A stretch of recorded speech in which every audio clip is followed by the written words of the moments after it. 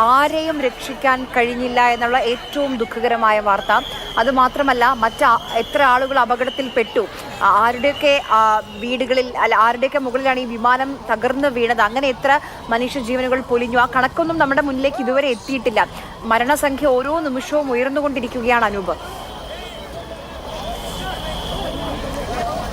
അതെ, ഏറ്റവും ദുഃഖകരമായ വാർത്ത.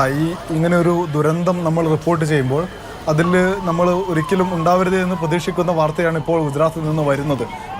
ഈ അപകടത്തിൽപ്പെട്ട ആരെയും രക്ഷിക്കാൻ കഴിഞ്ഞില്ല എന്ന് ഗുജറാത്ത് പോലീസ് സ്ഥിരീകരിക്കുകയാണ്.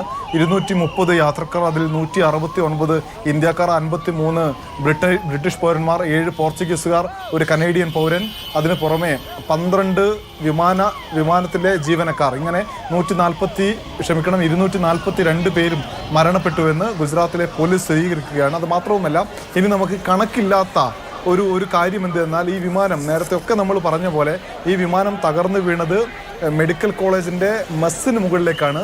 സമയം നമ്മൾ നോക്കണം, 1:40 അവിടെ വിദ്യാർത്ഥികൾ ഭക്ഷണം കഴിക്കാൻ എത്തുന്ന, നമ്മളൊക്കെ ഭക്ഷണം കഴിക്കാൻ കൂടുതൽ ആളുകൾ ഭക്ഷണം കഴിക്കുന്ന ഒരു സമയമാണ്, 1 മണി മുതൽ 2 മണി വരെയുള്ള ഒരു സമയം. ആ സമയത്താണ് ഈ വിമാനം തകർന്ന് കത്തിയൊരു തീപ്പന്തം പോലെ വലിയൊരു തീപ്പന്തമായി താഴേക്ക് വീഴുന്നത്. അത് വീണത് മെസ്സിന് മുകളിലാണ്.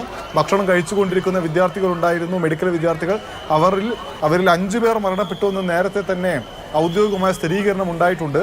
ഏതാണ്ട് 20ഓളം പേർക്ക് ഗുരുതരമായി പരിക്കേറ്റു എന്നും അവിടെ നിന്ന് റിപ്പോർട്ട് വന്നതാണ്. അതുകൊണ്ട് തന്നെ 242 എന്ന സംഖ്യയിൽ നമ്മുടെ മരിച്ച ആളുകളുടെ എണ്ണം നിൽക്കില്ല. ഇനിയും ഈ മരണസംഖ്യ കൂടാനുള്ള സാധ്യതയുണ്ട് എന്നാണ് മരണസംഖ്യ ഇനിയും ഉയരുമെന്നുള്ള ഏറ്റവും വേദനിപ്പിക്കുന്ന, ആശങ്കപ്പെടുത്തുന്ന വിവരമാണ് അനൂപ് ദാസ് പങ്കുവെക്കുന്നത്. ആ എയർ ഇന്ത്യ വിമാനത്തിലുണ്ടായിരുന്ന 242 പേരുടെയും മരണം സ്ഥിരീകരിക്കുകയാണ്. ആരെയും രക്ഷിക്കാൻ കഴിഞ്ഞില്ല എന്നാണ് ഗുജറാത്ത് പോലീസ് പറഞ്ഞത്. 242 മരണസംഖ്യ നിൽക്കില്ല, കാരണം ജനവാസ മേഖലയിലാണ് ഈ എയർ ഇന്ത്യയുടെ യാത്രാ വിമാനം തകർന്നു വീണത്. ആ കെട്ടിടത്തിലൊക്കെ ഉണ്ടായിരുന്ന, ആ ഹോസ്റ്റലിലൊക്കെ താമസിച്ചു വരികയായിരുന്ന കുട്ടികളും 5 വിദ്യാർത്ഥികളുടെ മരണം ഇപ്പോൾ നമ്മുടെ മുന്നിലേക്ക് വന്നിട്ടുണ്ട്. അതിൽ കൂടുമോ മരണസംഖ്യ എന്നുള്ള കാര്യം അറിയുന്നില്ല.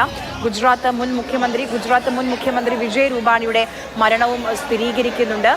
അദ്ദേഹത്തിന്റെ ബോർഡിംഗ് പാസിന്റെ ദൃശ്യങ്ങൾ, അദ്ദേഹം വിമാനത്തിലിരിക്കുന്ന ദൃശ്യങ്ങളൊക്കെ നമ്മൾ അല്പസമയം മുൻപ് കണ്ടതാണ്.